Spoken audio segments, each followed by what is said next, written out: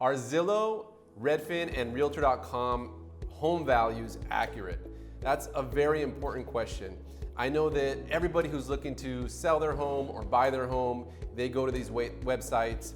They're actually a great resource if you're getting started on your home search or if you're just wondering what your home is worth. However, you have to know that it is an automated system that uses an algorithm to calculate the value. So you will be able to get a general idea of what your home is worth on these websites, but it's not going to be the end-all be-all. So I actually wanted to illustrate this. I was researching online for some information on these different websites, and I stumbled across a Forbes.com article.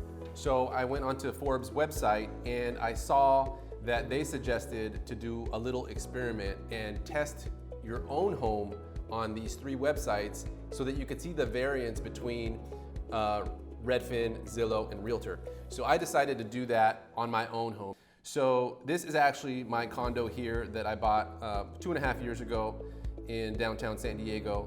And as you can see here, Redfin's estimate is $619,854. So they have it as a 2-bedroom, 2-bath, which is kind of inaccurate. It's really a 1-bedroom, 2-bath plus a den. It's an open layout, so we don't really have, like, you can see here that this would be what they're calling the 2nd bedroom, but it's actually a den. So it's an open layout with high ceilings. It's a little bit of a unique property, and this is also why I think they're having a challenge determining the value. So that's the first one, Redfin, $619,854. So then we go to Realtor.com.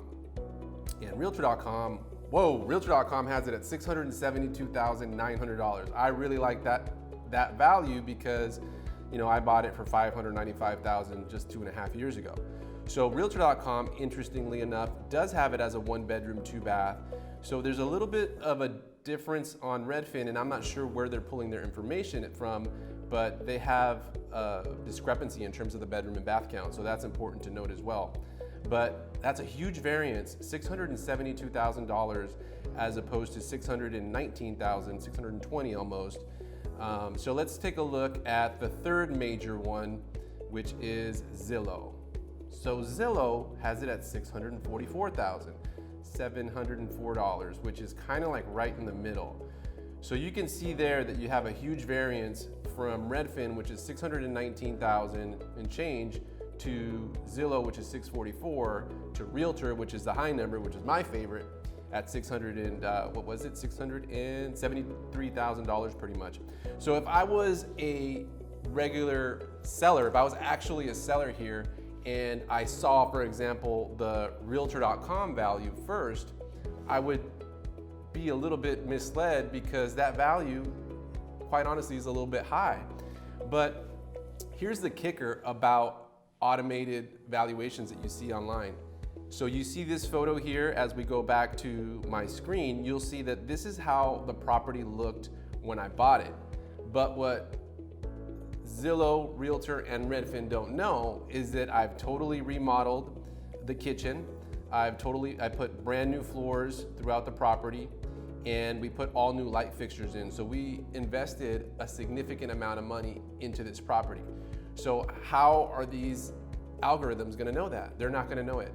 So these are some of the pitfalls of, you know, using Realtor, Zillow, and Redfin to evaluate your home, because number one, they're not going to know what improvements have been done to the home, and they also are using different algorithms. So I don't know, maybe, you know, one of them is giving more weight to price per square foot, and the other one is giving more weight to the bedroom and bath count.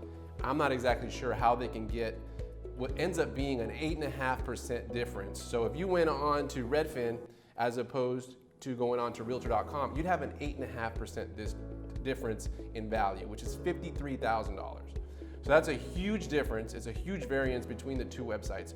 So I'm not saying that it's bad to use these websites. It's obviously a good reference point to get started, but a lot of people will come to me and they'll say, well, my home is worth this much on this website, and my home is worth this much on this other website. So a couple things of advice that I would say. Number one, go on the 3 big websites and check all 3 of them. And if you really want to, get an average, you might be able to get a more accurate value if you check all 3 of them. And number 2, you really, after you get a general idea on these websites, if you're really interested about selling, then you need to consult a local real estate agent. There's a lot of nuanced things to valuing a home. For example, as we go back to my screen here, you'll see that this is a unique condo. It doesn't have, actually any doors to the bedroom. It's open. Some people like that, some people don't. It has 20-foot ceilings. How can Zillow and Redfin and Realtor actually account for that if they don't have anything to compare it with? So that's one thing. Unique properties are very hard to value on these websites. The other thing that these websites aren't going to know, for example, and if you're in a residential area, they're not going to know if you are right next to a busy freeway. How do you value that? How much does that discount the property? They're going to need to find comparables that are next to that busy freeway, for example. And they might have to go back further than 6 months or further than 12 months or whatever the algorithm goes back. Also, if you're in downtown, for example, and you have new construction that's coming up right in front of you, Zillow, Redfin, and Realtor up until now do not have a way of knowing that and quantifying it. So long story short, you can use these websites to get a general guideline of what your home is worth, but you really need to consult with a real estate agent who knows that local area. If you live in San Diego, feel free to give me a call and I can pinpoint what your home is worth by doing a more in-depth human search into the value of your home. Hopefully this has been a helpful video for you to understand how these online platforms work. And if you have any questions, just go ahead and post comments or give me a call and I'll be happy to answer them. Thanks, guys.